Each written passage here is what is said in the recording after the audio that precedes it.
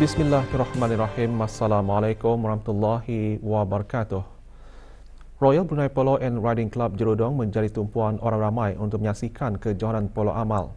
Kebawah Duli Yang Maha Mulia berkenan berangkat menyaksikan kejohanan polo amal dan seterusnya berkenan menyempurnakan pengundian hadiah-hadiah kejohanan. Detik-detik menarik semasa kejohanan tersebut dimuatkan dalam kejohanan polo amal.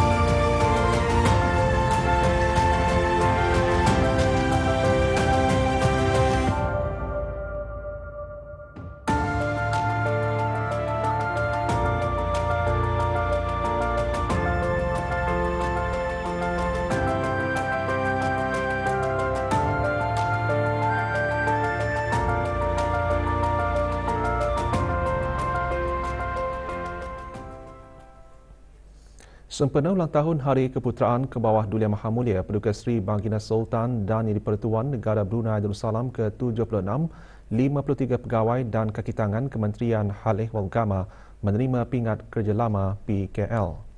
Penyampaiannya disempurnakan oleh Yang Berhormat P.H. Udana Khatib, Datuk Paduka Seri Setia Ustaz Haji Awang Badrudin bin Pengarah Datuk Paduka Haji Awang Osman, Menteri Hal Ehwal Agama. Majlis dirikan di Kementerian Hal Ehwal Agama.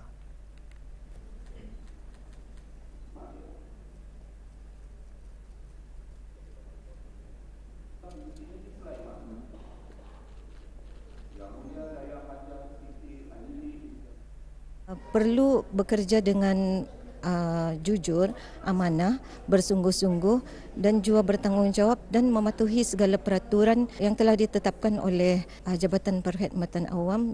Jadikan amanah itu salah satu ibadah. Kalau tadi menjadikan ia satu ibadah, tani akan tahu manisnya ibadah itu kepada Sang Pencipta dunia. Bukan saja untuk membagi motivasi kepada seluruh warga perkhidmatan awam, tetapi satu catatan sejarahlah dalam sepanjang perkhidmatan kami dan akan dikenang selama-lamanya lah. Kementerian Kesihatan dan jabatan-jabatan di bawahnya juga mengadakan majlis penyampaian pingat kerja lama PKL. Majlis berlangsung di Dewan Al-Afiah Kementerian Kesihatan. Penyampaiannya disempurnakan oleh Yang Berhormat Datuk Seri Setia Dr. Awang Haji Muhammad Isham bin Haji Jaafar, Menteri Kesihatan, kepada 41 warga Kementerian Kesihatan. Majlis bertujuan untuk memberikan penghargaan bagi warga Kementerian Kesihatan atas jasa bakti mereka dalam melaksanakan tugas yang diamanahkan.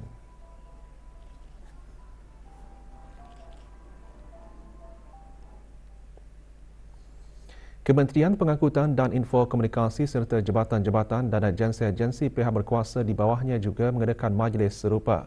Penyampaian pingat-pingat disempurnakan oleh Yang Berhormat Pengiran Datuk Seri Setia Syamhari bin Pengiran Datuk Paduka Haji Mustafa, Menteri Pengangkutan dan Info Komunikasi. Seramai 14 orang menerima pingat berkenaan. Dayang Rosnani binti Zainab bin Haji Murad. Tabung Kemanusiaan Gempa Bumi Republik Turki dan Republik Arab Syria kemarin menerima lebih RM303,000 daripada Jabatan Hal Ehwal Masjid Kementerian Hal Ehwal Agama dan syarikat-syarikat telekomunikasi iaitu Datastream Digital Sdn Bhd DST, Progressive Sdn Bhd dan Imagine Sdn Bhd.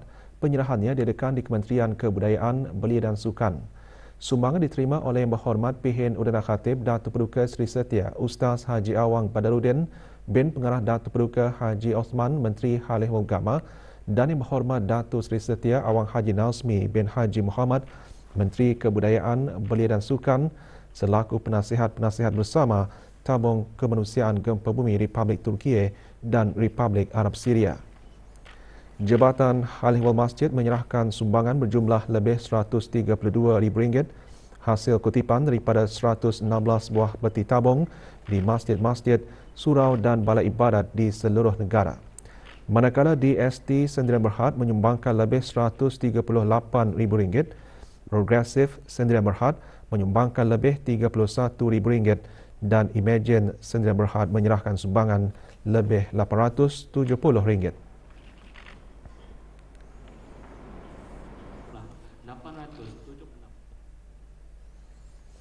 Sektor minyak dan gas memainkan peranan penting dalam keselamatan tenaga negara bagi tempoh beberapa dekad akan datang kerana ia menjana pertumbuhan ekonomi negara dan meningkatkan usaha ke arah peralihan penggunaan tenaga bersih.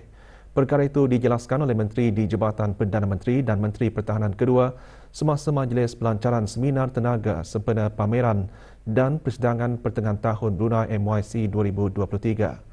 Yang Berhormat Pihin Datuk Laila Raja Major Jeneral Besar Datuk Paduka Seri Haji Awang Halbi bin Haji Muhammad Yusof dalam ucapannya menambah adalah penting untuk negara terus mempromosikan perkembangan minyak dan gas hiliran dengan pemain industri minyak dan gas negara perlu memainkan peranan ke arah peralihan tersebut. Ensuring energy transition happens across the whole energy value chain, the government has taken steps to advance the national solar energy target 200 megawatts by 2025 and at least 30% of power generation mix by 2035.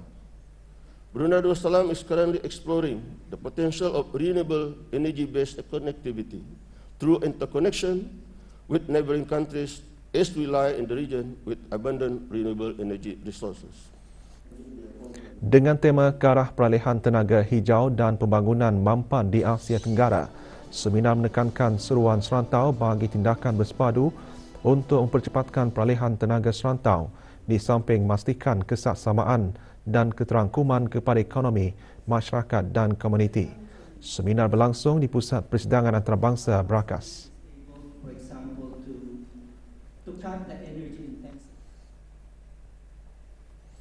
Menerusi sesi dialog seminar tenaga sempena Brunei MYC 2023 bertujuan mengukuhkan kerjasama serta mengesahkan komitmen untuk mencapai ekonomi rendah karbon. Seminar pada sebelah pagi diisikan dengan pembentangan kajian KES. Kajian KES memberikan pandangan mengenai pelbagai aspek antaranya meningkatkan dan mempercepatkan penggunaan tenaga boleh diperbaharui serta sambungan kuasa rentas sempadan di negara Brunei Darussalam. Semasa pembentangan ini, ahli panel mengongsikan dan membincangkan beberapa aspek peraturan, kaedah pembiayaan dan pembangunan kapasiti sekitar peralihan tenaga.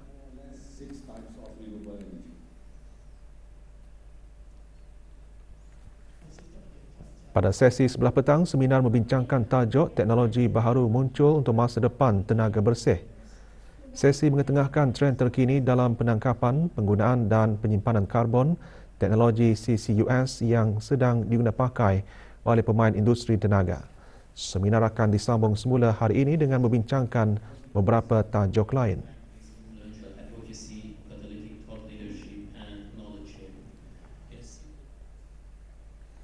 Universiti Brunei Darussalam UBD mengadakan Forum Kerjaya sempena Pameran Kerjaya UBD 2023. Forum yang berlangsung itu bertujuan mendapatkan nasihat mengenai pasaran kerja. Forum yang disertai para siswa dan siswi serta para pelajar institusi pengajian tinggi mencakupi 2 sesi. Antara panel forum, Dr. Haji Azman bin Ahmad, Setiausaha Pengajian Tinggi Kementerian Pendidikan. Forum antara lain menumpukan kepada trend terkini pasaran pekerjaan bagi lepasan graduan dalam konteks teknologi, industri kreatif dan keusahawanan. Manakala sesi kedua menekankan kerjaya dalam sektor keusahawanan dan perniagaan. As somebody who are in the private sector, College Universiti Perguruan Agama Brunei Darussalam KUPSB menyertai Organisation of Islamic Cooperation Cultural Activities OICCA 2023 yang diadakan sehingga 14 Julai ini di Jakarta, Samarinda dan Balikpapan, Indonesia.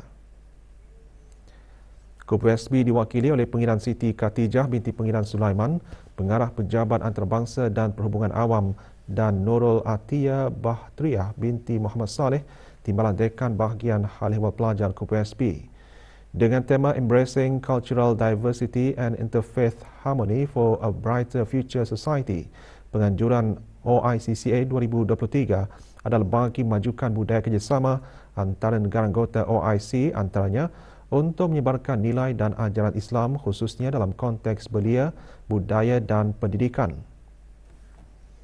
Antara pengisian OICCA 2023 termasuk persidangan peringkat tertinggi OIC, sesi dialog, forum, sesi simulasi diplomasi belia, mesyuarat khas antara universiti dan agensi, pameran kebudayaan dan halalan Taiban, serta lawatan ke beberapa buah masjid, madrasah dan tempat kebudayaan di Indonesia. Penyertaan KUPSB dalam OICCA 2023 merupakan sokongan kepada sumbangan berterusan negara Brunei Darussalam selaku anggota OIC khususnya dalam kekokohan kepimpinan belia Islam melalui program-program pendidikan dan kebudayaan. Dua lagi pelajar Institut Pendidikan Teknikal Brunei IBT berlepas meninggalkan negara ke Kemboja untuk mengikuti program Mobility TVET ASEAN ROK. Hadir mengucapkan selamat berlayar Dr. Suhaimi bin Haji Abdul Wahab, pemangku pengetua IBT Kampus Satelit. Program yang dibiayai sepenuhnya oleh ASEAN ROK Cooperation Fund diharapkan dapat meningkatkan kemahiran vokasional di ASEAN.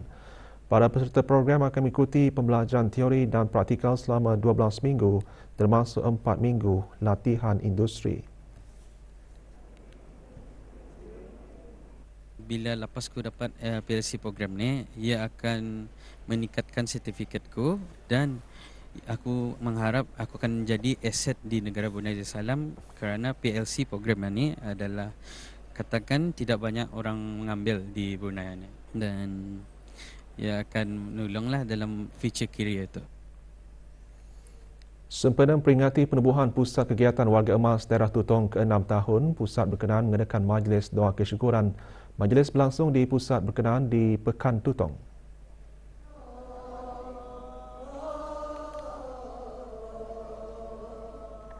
Antara pengisian majlis termasuk persembahan dikir Brunei dan dikir Ashrakal serta bacaan doa kesyukuran.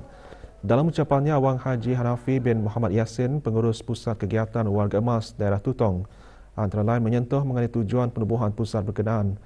Pusat tersebut juga tersenarai dalam pengkalan data global amalan mesra umur serta mendapat pengiktirafan daripada Pertubuhan Kesihatan Sedunia yang melaksanakan amalan mesra umur.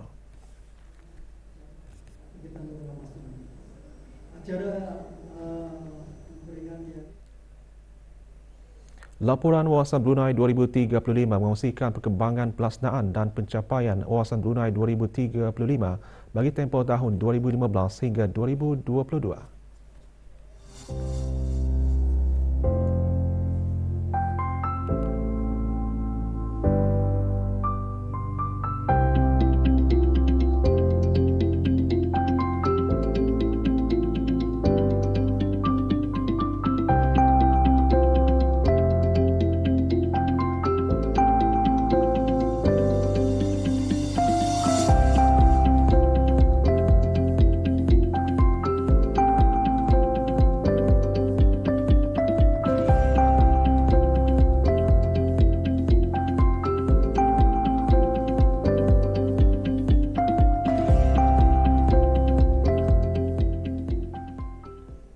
Sukan Brunei DPM MFC akan meneruskan saingan bola sepak Liga Perdana Singapura malam ini. Dalam perlawanan yang berlangsung di Stadium Bishan Singapura itu, Brunei DPM MFC akan berdepan Lion City Sailors. Setakat ini Brunei DPM MFC menduduki tangga ke-7 Liga dengan mengutip 15 mata, manakala Lion City Sailors menduduki tangga kedua Liga dengan 39 mata. Dengan bahan-bahan berita itu tadi, berita pagi berakhir di sini. Kita kembali bersama rakan-rakan penyampai pagi untuk membawakan bahan-bahan menarik seterusnya. Assalamualaikum warahmatullahi wabarakatuh.